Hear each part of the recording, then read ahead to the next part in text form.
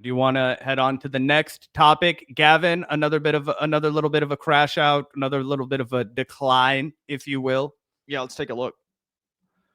All right, let's see. So, while Ethan was on break celebrating what I've been dubbing Hasanika, other people, they might, practice other things during the H3 break. I'm not sure. I can't speak for all of them, but I can tell you what Ethan was doing. I can tell you he was down in the lab. He wasn't spending time with his newborn child. He wasn't out hanging out with the fam. He was working so hard on his video about Hasan, who he hates, that he has to hire a masseuse to assist him from the long hours of editing. Have you watched any of this clip yet? No, Gavin? I haven't. Excited to check it out. Here we go. So there's that. Also, I have been teasing a work on a video I've been working on, or a special project, let's say. I have spent every waking moment on this project. And except for when you take care of your kids, right? well, I said every available minute. I mean, Okay. not waking minute. Maybe I misspoke. H3 staff hates him, dude. They hate Ethan Klein. I'm a little worried for Daddy. No. All the free time I had, Dan, was spent on this project, and it's coming together. But I've never been faced with such an daunting task. I find myself overwhelmed with the quantity of footage, and the video is already like 40 minutes long. And I'm not even close to done, frankly. I'm not even close to done. So, and then the other thing is, I was thinking of even adding another section. I was like, dude, I'm never going to finish. It's going to be like 3 hours long. So I think what I'm going to do is finish the part I'm on. Let me finish. It'll probably be like an hour and a half long. And then if there's an appetite for it, I'll do a part 2. My first question for you, Gavin, is will there be an appetite for a part 2 once Ethan releases? First of all, tell the people what he's even talking about here. Oh, I don't think he's mentioned it. Yes, excuse me, guys. I'm sorry. This is the Hasan sweeping takedown video. My mistake. It is Exposé, the ultimate end-all, be-all career destroyer for the terrorist worshiper, Hasan Piker. Yep. Also, this is straight up more proof that Ethan is a Destiny fan, a closeted Destiny super fan, because this is a move Destiny has made many times against his enemies. Oh, I'm compiling this giant dossier to take you down. He did it to Keffels. He did it to Vosh. And, it's just like this video or this dossier that essentially has all the most embarrassing stuff about a person in it. Again, it's a clear ripoff of that move that Ethan is doing. But unlike Keffels and unlike Vosh, there's really not much there with Hasan. I have a feeling this expose, this video is basically just going to be a bunch of edgy jokes out of context. Like, LOL, look at this. Hasan is snickering while someone talks about, freaking October 7th in the background. Can you believe it? Let's all pearl clutch together. Let's all try to, get this guy kicked off of Twitch or something stupid like that. So that's kind of the vibe I get. Totally pathetic, nor will it convince anyone. 100%. And it's also going to be the final nail in the coffin for H3 as a channel. I'm calling it. If he drops this, it's over. It pisses off his audience that doesn't want to hear him talk about it anymore, that he still has left. It pisses off all of the people who might down the road decide to forgive him. It's so desperate. It's so pathetic. And it's also so hypocritical given the fact that you could make 1 million videos out of context clips of Ethan Klein making more than edgy, or in context. Like, he literally has said shit about, like, like he said really uncomfortable things about rape. I don't want to misquote him, but you could Google it. He said all kinds of really racist shit in context, right? That he passes off as edgy now, but at the time he just said with a straight face. I guarantee you he said the N-word more than Joe Rogan has. I guarantee you. Yeah. And Zach and I wouldn't just bring that shit up to, like, if we had a disagreement with Ethan over Israel or Palestine or anything else for that matter, right? Like, we wouldn't go there. I think it's pretty unnecessary. ridiculous to be like, hey, I have a disagreement with you about something that's happening right now. Let me start dredging up old fucking jokes and old like embarrassing moments from your podcast or something. Like that's just a beta bullshit move. Debate the fucking issue. If you have a disagreement with Hasan on Israel, then fucking debate him or make a dossier about how actually you're right. You know, why don't you make a 2-hour long video about how actually, like, you know, without a doubt, inarguably, you are correct on this policy position. Guess what? You can't fucking do that because no one would agree with you. No one wants to watch you defend a genocide for 90 minutes. You know, so you have to package it as like, you know, beef and drama and shit. But no one's going to watch that either because way more people fuck with Hasan than your sorry ass at this point. Oh yeah, he's washed. A part 2 is good though. That's Sounds something. familiar. Sounds familiar. What's it sound like? Like a previous video that needed a part 2. Oh, that one had a lot of parts. Yeah. That one had too many parts, if I'm being honest. No. Shout out to Dan. But I'm working on it. I was sitting in my desk chair for so long, my neck has been killing me. I got a masseuse recommendation. They're going to come massage my neck as I edit tomorrow during my free time. Wait, really? That's right. I had an idea. They're going to. That's right. Wow. Nice. It's frustrating because I really wanted to finish over break, and I feel like I really need to get it out of me. Like this is something that He talks about it like it's his art, like it's some sort of like project. You know, this is how Lars von Trier discusses his cinematography and his like, you know, screenwriting and stuff. It's art. I had to get it out of me. You know what I mean? But instead, it's just this guy you've become obsessed with who's way more successful than you. Really, what it is it's like the third, you know, portion of the song Stan, where it's like, dear mister, I'm too good to call or write my fans. This will be the last package I ever send your ass. And he's crying and he's talking about how, you know, I don't deserve it. Like, you know, he's losing his mind because Hasan just doesn't want to interact with him anymore. And he it's not a two-way beef. And Destiny had a very similar crash out. You mentioned it when Hasan just said, no, dude, I'm not beefing with you anymore. Like, I just don't care about you. Like, I dwarf your size. You got yourself banned from Twitch and now you're irrelevant. Not to us, but like to Hasan's scale, right? Because Destiny did take a huge L when he got banned from Twitch forever, right? I don't know if he's still technically banned, but he only streams on YouTube and he streams for like 6,000-7,000 people. Hasan will be streaming for like 45,000 people. So at that point, the cake is baked. The competition has, you know, been born out. That's the exact same thing that's happening to Ethan Klein, and he can no longer milk Hasan for views in the same way because Hasan won. When you go to war with another streamer, one of you wins and one of you loses, right? Gavin and I, we're in the middle of a war with the Young Turks, right? We always say we don't do drive-bys, we park in front of houses and shoot. You know what I'm saying?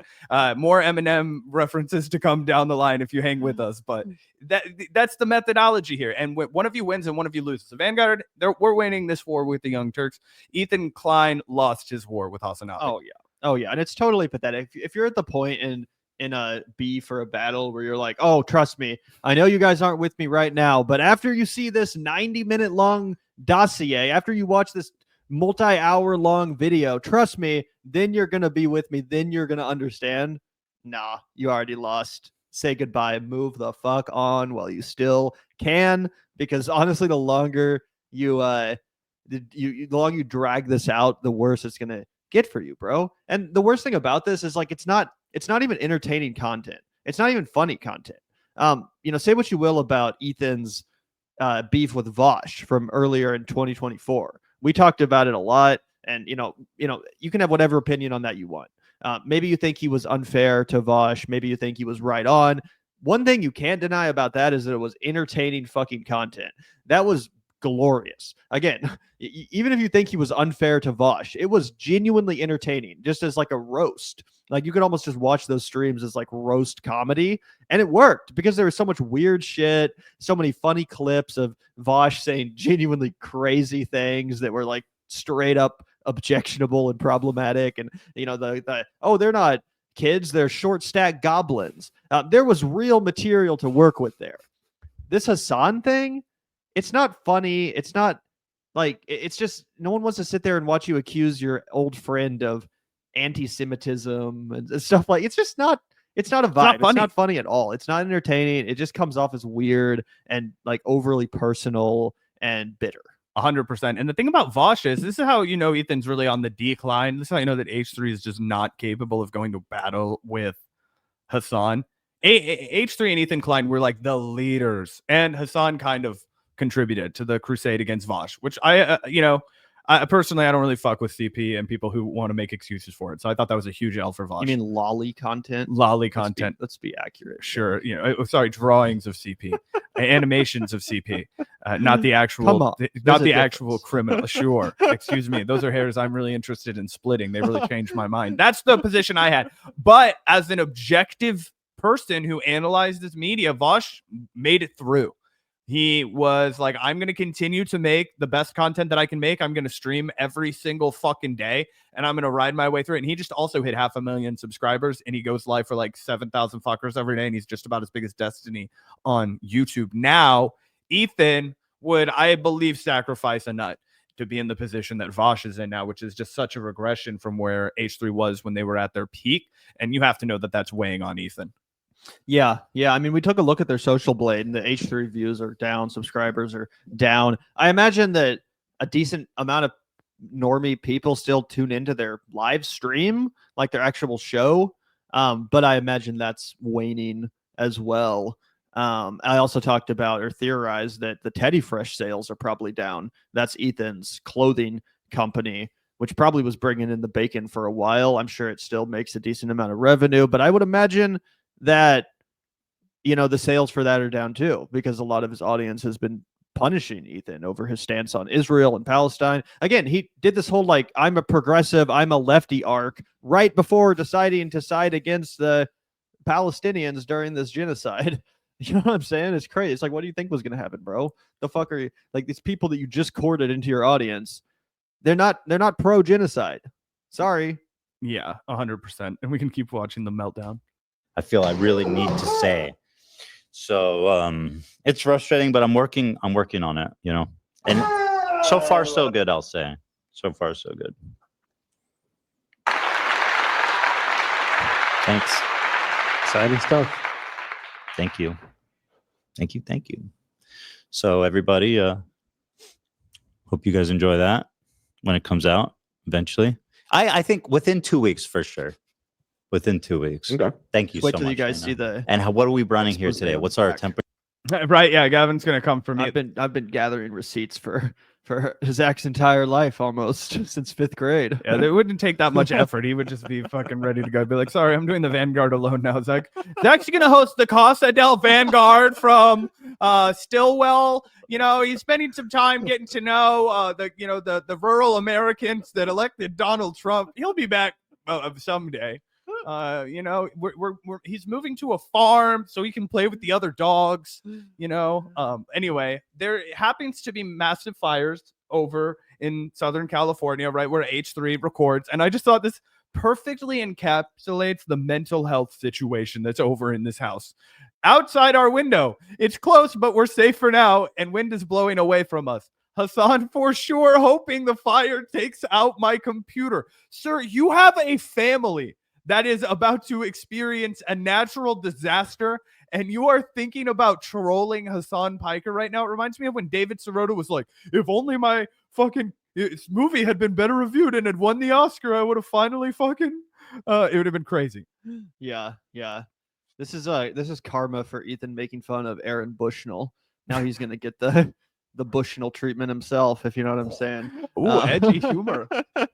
No, but for real, this is crazy. And it's funny, this one almost seems like halfway self-aware or something. Like it's almost like he's making a joke about how pathetic he is. Like, yeah, there's a literal fire about to kill my family, and I'm still talking about Hasan. What? Bro, this isn't a good look, dude. No one even thinks it's funny. Even people that are with you don't think it's funny. It's just humiliating. And Hasan definitely doesn't give a fuck, by the way, about any of this. At most, he feels bad for you, right? But he doesn't give a fuck about your video. He doesn't give a shit if the fire takes out your computer and you're never going to release your Exposé. He probably doesn't even know you're compiling this bullshit. No, absolutely not. And Gavin, one last thing on H3, because, the whole show isn't about Hasan, right? The whole show isn't about his beef with other streamers, right? Sometimes you get really high quality content like this. Ethan was and still is a valued member of the political discourse community, Gavin. Let's hear what kind of insights this man holds when given the floor to speak on, critical issues that Donald Trump, like taking back Panama Canal. Ooh. People didn't like Jimmy Carter though, because at the time, because he gave our work to get at the Panama Canal back to the people of Panama. The Panamese. So he's basically sacrificed his political career to do so. And what do we get from that exactly? Well, he's doing something that's helping people, but No. What did we get from it? From giving back the Panama Canal. Yeah, what did we get out of it? Peace of mind that we gave the Shut up. people that live there. That's why he's control fucking over- dead and nobody cares. Because he gave away the Panama Canal. Yeah, dude, imagine all the fucking income, all Well, the Trump is- revenue. Trump is trying to reverse that. Well, it's a little is my late for that understanding. now. Now we can't just go take it back, like give backs. Like, Yeah, it's not a great look. He's really trying not to cross the line where he's like, I don't know, Israel does it. Just go down there and start killing all the women and children. It'll be fine. That's that's what my wife does. Yeah, for real. This is a weird. Like, I get that he's kind of joking or something, But it's not funny. but also, yeah, it's like, okay. Is it? I don't think that's a possibility that he can go take the canal back. Well, anything is possible with God. You'd have to do a military takeover, which would be insane. There had to be more to it than that. Just altruism. He gave it back out of respect for Panamanian. So I have actually read about this, right? Because I did do some reading about Jimmy Carter after he died, and I embarrassed myself when I referred to Iran as Pakistan on one of our live Wow. streams. It was really a bummer. But I did read a lot about Jimmy Carter after that. Only get your Middle East history from me, guys. Exactly. Gavin's the archaeologist and historian. But what happened was it was actually Gerald Ford who was interested in negotiating a new treaty with the United States and Panama. I always forget that Gerald Ford was even a president. Yeah, and initially Jimmy Carter opposed it. But do you know who else opposed it? Ronald Reagan. And Jimmy Carter was able to be reasoned with once he was like, won "Oops." re-election. Yeah. And what a lot of people don't know is when we made that deal, we made the deal with Colombia because Panama was a part of Colombia at that time, and they saw independence, and we had to ratify a new agreement with the people of Panama because they had won their freedom from the Colombians. And it was actually a big based humanitarian move from Jimmy Carter. Now, was it what cost him the election? No, it was the Iran hostage situation. Yeah, that that's really not what cost him the fucking election. That's ridiculous. Sovereignty. Mm-hmm. Improving U.S. Latin American relations, strategic long-term stability, negotiated treaty. I don't think anybody said that Carter was reelected. Did I say that he was reelected? He was one-term president. Everybody knows that. I said it kept him from reelection. That's I think said you it didn't said keep him. elect. Maybe you said reelected when you meant to say elected. Well, I thought in the first I said place. it kept him from getting reelected. But Oh, that's who what knows? I I meant was either just way. maybe. Who knows? I don't know. Treaty terms. Outline the gradual transfer of the canal.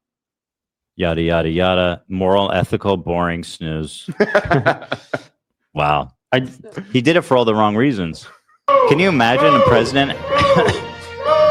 Either way, this isn't like a super worthwhile clip, but I was like, this is what started getting suggested to me as like positive content from not positive content, but just like this is non-Hasan content from H3. This is what their actual live streams are like. Why would anybody tune into this? Yeah. Why would anybody watch? It's not fun. It's not engaging. The pacing is slow. The people who are there obviously are both balancing. Like the dude with the beanie, he doesn't give a fuck. I think he's pretty secure with his job. He must have a good contract where Ethan has to pay him out if he fires him. So he can talk shit back to him freely. I love that for him. The other woman looked like she was scared within an inch of her life to push back on Ethan. Like she was going to get her entire livelihood taken away if she stepped on his toes. And that is not the kind of environment that you really want to create if you're going to invite somebody to give on-air commentary, because then assholes like us can look at it and be like, why are your employees afraid of you, dog? Yeah, that's so weird. That's so gross. And again, if it was actually funny, I could forgive a lot more of the actual commentary. Like again, if it's in the service of a genuinely comedic moment, yeah, I don't really care if you making fun of Jimmy Carter or his humanitarian foreign policy or whatever the fuck. Like I don't give a shit. Yeah. Joke away, but it wasn't funny. It just comes off like, oh, oh shit, I'm live on air. I'm supposed to say something. Shit, I don't have an actual opinion on this. So let me kind of try to be funny. but actually just reveal my stupidity in the process. Hey, I've been there. You know, Who people in hasn't? glass houses can't throw Who stones. hasn't? We all have. You know. Anyway.